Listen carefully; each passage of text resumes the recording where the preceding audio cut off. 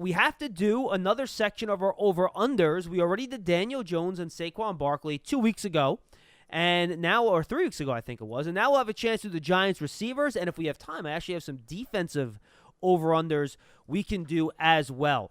Mr. Dottino, I will let you select which wide receiver we want to play this game with first. Oh, I think we should probably go with Shep. Okay, we'll start with Sterling Sheppard, the longest tenured Giants wide receiver. Jeff Fiegels and I came up with these numbers about 2.5 weeks ago, so I'm curious to see what you guys think of the numbers we came up with for each of these guys. All right, here we go. We did receptions, receiving yards, and touchdowns for each of these players. We're kind of assuming they play 16 games, but I don't know, maybe they don't. We'll find out. So here's where we're at for these guys. And I think Sterling Sheppard is an interesting case because he's played 2 of his 4 seasons where he's actually gotten to 16 games in 2 years where he hasn't. And his per-game stats were actually better in the 2 years where he didn't get to 16 games. Otherwise, he has been remarkably consistent over the course of his career. He's been between 57 and 66 catches every single season he's been in the NFL, and he's been between 576 and 872 yards. So he's been pretty consistent. So Jeff and I set his number of receptions this year at 65.5.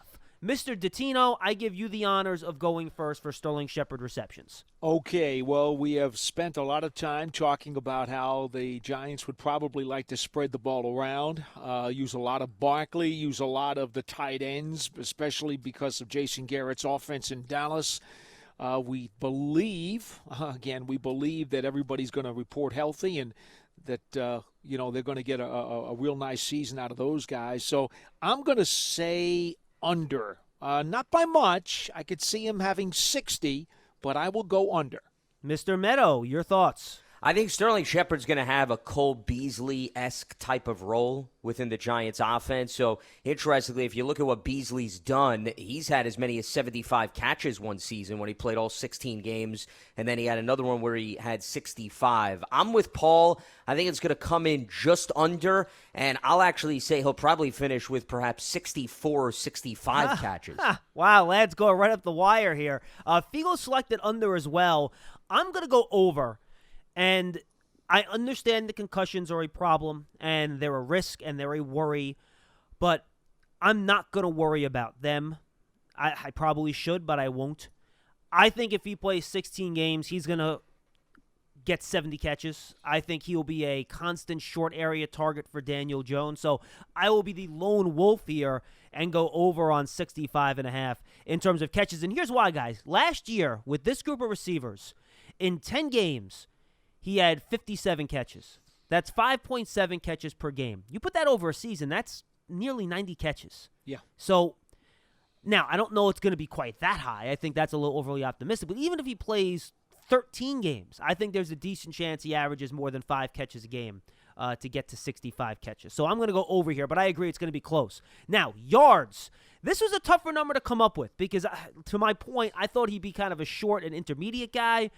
Lance, we set this. I'll let you go first. We set him at 720 receiving yards for the year. As I mentioned, last year, 576, 872 the year prior, 731, and 683. So we kind of put that number right smack in the middle.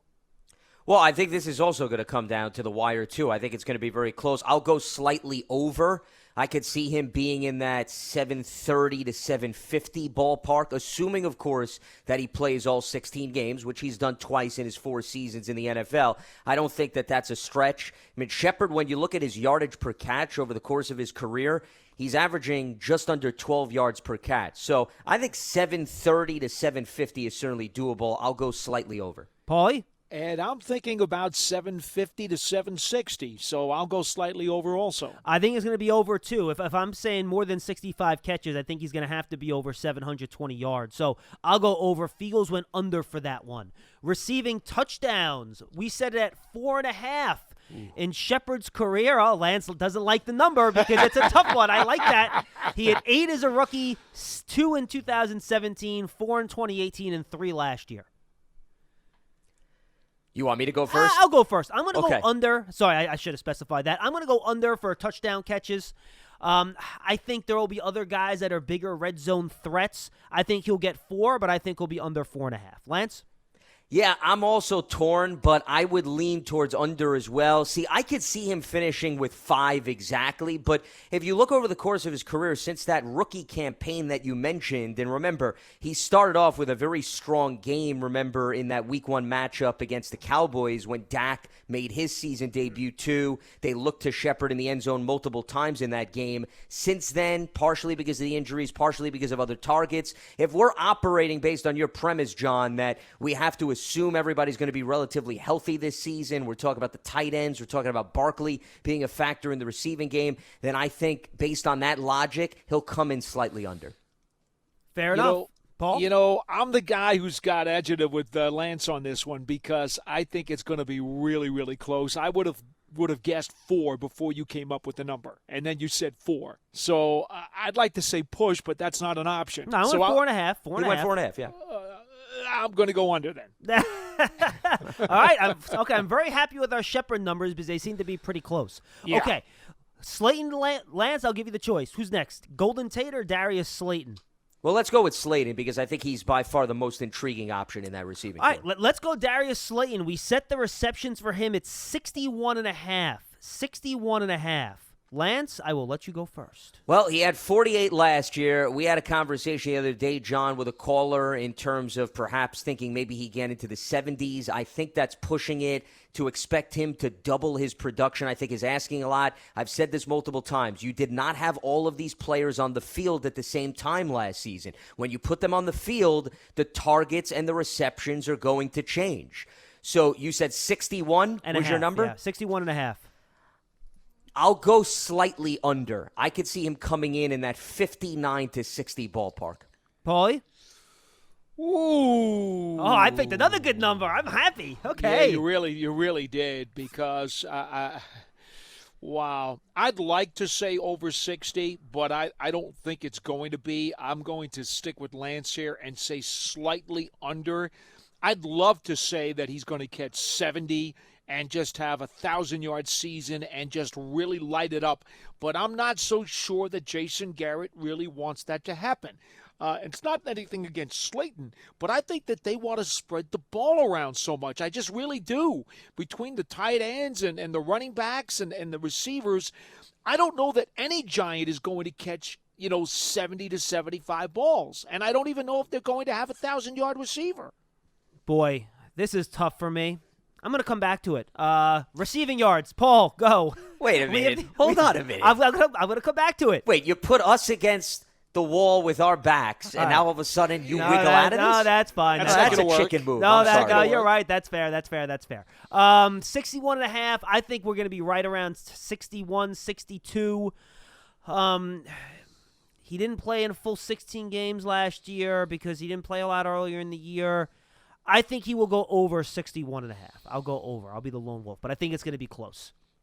All right. Yeah, that makes sense. Receiving yards. Paul. And again, remember, my theory with the offense here is that they have to throw the ball a lot because I think they're going to have to, score a lot of points this year because I don't think the defense is there yet. So I'm going to, be a little bit aggressive with a lot of these numbers here for the receivers. Paul, let's go to receiving yards for Slayton. I went 910. 910. Yeah, I'd love to see that happen, John. Again, as I said a moment ago, and you've picked a number that is under 1,000, and I don't know that they're going to have a 1,000-yard receiver, but I will go under 910. I just think that I have more faith that the Giants will be much more effective running the ball, and I appreciate your thinking that they're going to have to come from behind a lot because the D won't hold people down. Well, I'm not sure come from behind. I just think keep pace with other teams. You know what I mean? Yeah, I get that, but one of the ways you do that is to slow down the pace by pounding the ball on the ground. And so I'm not gonna have any of the Giants receivers probably going over 900 yards. Lance? I would agree. I think it's going to be a spread the wealth mentality. I've said that because, once again, we're operating under the idea that everybody is going to be healthy for the most part. So if you use that as your platform, then I think it's also going to be very challenging for one individual to get to 900.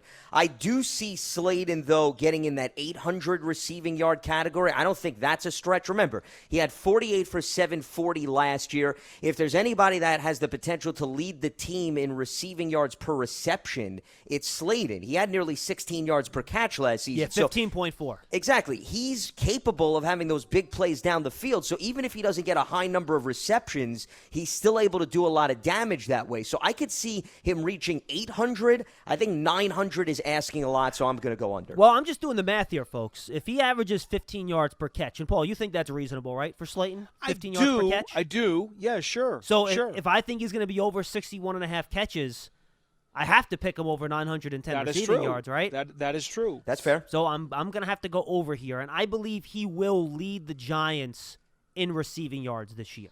I do think that will be the case. All right, let's go receiving touchdowns. 7.5 is where we put this number. Last year he had 8. Again, you expect him to be the big play receiver. I'm going to go under the 7.5 touchdowns for Slayton. I think he's going to get 6 or 7. Paul, how about you? Ooh, I will go under. I'm going to put him at 5. 5? Okay, that's not many. Lance, how about you? Yeah, I could see him being in that 6 category, so I will go under as well. He had a dynamic rookie season. He was up there amongst rookie wide receivers, leading the way with touchdowns. But once again, Evan Ingram, to me, is a red zone target. I think there's going to be opportunities maybe even for Caden Smith, if they utilize double tight end sets in formation. So that's going to take away red zone opportunities and targets for Darius Slayton. I mean, I think that's just common sense. So to ask him to get back to 8 again, I think would be pushing it. The Giants would welcome it, but once again, I don't think that's being realistic. I think he's more in that 6-7 category this coming season. Fair enough. Let's go to Golden Tate, folks. And this is interesting because much like I said, I think Slayton will lead the team in receiving yards. In my opinion, Tate is going to lead the team in receptions. That's why we gave him the highest over-under for number of receptions. We put it at 73.5. For Golden Tate, 73.5. Lance, let's lead off with you. Well, I agree. I think Tate does have the potential to be the guy to lead the way in receptions. I think that he's proven that over the course of his career. Last year, he had 49. He did miss 5 games. Can he get into the 70s? That's the million-dollar question. Health is certainly going to be a big part of that. I'll go slightly under. I think he's going to get in that 70-71 ballpark, which would put him right under the number that you said. Just by the way, for the record, Golden Tate has been ridiculously consistent over the course of his career. Has. If you go back, last year he had the shortened season because of the suspension. But if I'm just going to go through the years before that very quickly. In 2018, he had 74, and that's only because he got traded to Philly midseason and started really slow there. He had 92 the year before that, 91 the year before that, 90 the year before that, 99 the year before that, 64 the year before that. So he's been an extremely consistent receiver, Paul. Yeah, it's going to be something that I don't think is going to stop anytime soon. I don't think he's anywhere near the end of his career yet. In fact, to be honest, John, we watch him every day. The guy's in great shape. Mm-hmm. I mean, he keeps himself, physically fit as if he was 25. And he's a pro. There's no question. Mm-hmm. So, yeah, I see no reason why the production is going to suffer yet. I'm going to go over on this. I think he's the one guy who I'm more leaning towards over on your numbers than the other guys who could possibly be unders. Yeah, I'm telling you, I've watched, I've been in the middle of doing this Daniel Jones project.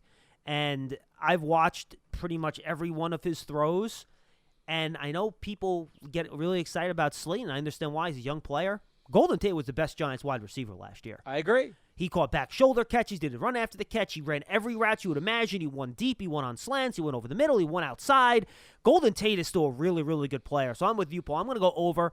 I think he'll finish somewhere between like 75 and 78. Somewhere in that area. But how many receiving yards will he have? And I think that's interesting. We put the over-under for him at a flat 900. I will lead off here. I'm going to go under. I don't think he'll be a huge downfield threat.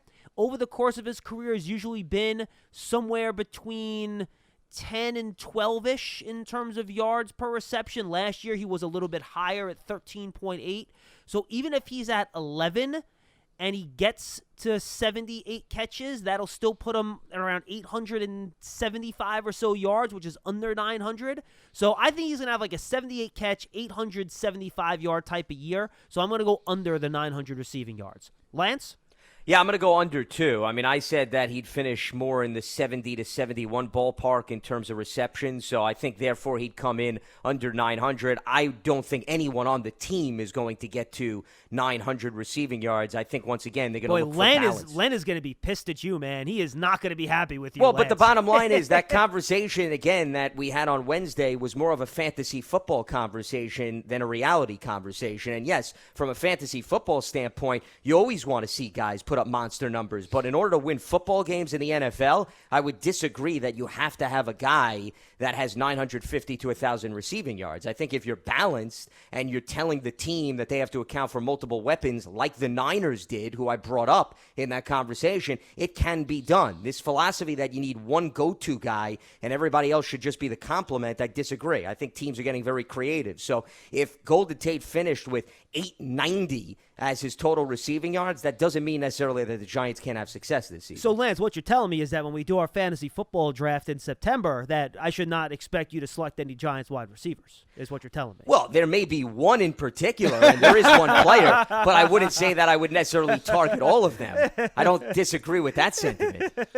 Paulie, what do you think? You know, it's interesting on this one, John. If you look at his yak yardage last year, he was right at about 6 yards, after the catch, which is really nice. Well, he's been up there throughout his career. He's been one of the best guys in yak. Always. And you know why? Because he finds space. He's really good at taking angles, and after he gets the ball, he knows how to wiggle around guys. He's a very wily and crafty receiver. He's not like the Roadrunner. You know, he's more cerebral in how he does it, and I really admire him. Technically 5.8 yards after catch per reception, so very, very good. It really is. And see, that's what gives him a chance to break the 900 mark, but I think he'll come in just a tad under it. So your number again was what, John? 900 flat. It's probably going to be like 885 or something of that nature. All right, that was a clean sweep. It's the only one so far where everyone selected the same one. Everyone selected under for Golden Tate 900 receiving yards. Paulie, let's go to you. Touchdowns. We put Golden Tate at 5.5. Now, you want to talk about consistency? Yeah. Here's Golden Tate's touchdown totals over the last. I'm going to count backwards from last year in his career: 6, 4, 5, 4, 6, 4, 5, 7. So he's been between 4 and 7 pretty much every year of his career where he's played a significant role in his offense. Paul, what do you think? 5.5. I'm going to go under at 5. I think the Giants are going to get a lot more rushing touchdowns this year than passing. And so if there are fewer receiving touchdowns to go around, I will say it'll be under. I'm going to go over here. I think he's going to get around 6. Lance? Yeah, I'm in agreement. I'm going to go over because I could actually see him hitting exactly what he did this past season, which is 6. Tate, because of his ability for yak, he has the capacity to get into the end zone on his own, where he doesn't necessarily need to rely on a big-time, lengthy catch. Remember, that play that he made against the Patriots in that ugly game on Thursday Night Football, he was the one that deflected it to himself and, remember, ran into the end zone off of the Daniel Jones pass. So I think Golden Tate is very creative. He's savvy, and I could see him getting to 6. I think he has a more higher ceiling in terms of finding the end zone than maybe Slayton, who would depend a little bit more on the deep ball. So I'll go with 6. Can I add a non-stat comment here, John? No. Well, I'm going to. Unfortunate for us all. I loved Golden Tate when he came out of Notre Dame, but when he was drafted by Seattle and he played there for the first several years of his career, he was just one of another guy, on their team. He wasn't like a star. He was just kind of like a guy who was part of a complimentary mix of receivers. Then he put up big numbers in Detroit, but it's the Lions, and it just like I didn't appreciate him nearly as much as I did until last season when he got to the Giants and we got to watch this guy every single weekend. He's one of those guys who you really grow to love him the more you get to watch him on a consistent basis. Well, remember, in Detroit, he, I think, overlapped, I believe, with Calvin Johnson for a few seasons. Yep. So he was in the shadows of him. And to your point, the Lions weren't necessarily winning consistently, so they were playing a lot of catch-up. So I think a lot of those guys compiled stats, not to take anything away from their talent, and they weren't necessarily a team that was showcased much in prime time. So I think it's very easy for Golden Tate to go overlooked. And remember, when he was in Seattle, the Seahawks with Russell Wilson were never a team that had star-studded wide receivers. They leaned on beast mode. They leaned on Russell Wilson making plays with his legs and creating after things broke down. So he never really was put in a spot, to your point, Paul, where he was the premier guy and all eyes were on him. And I think right now he's sort of in his element because I would argue he's not the guy with the Giants. He's surrounded by a lot of talent, but he quietly still finds ways to make plays. He's really good. Yeah. That's the point. He's really good.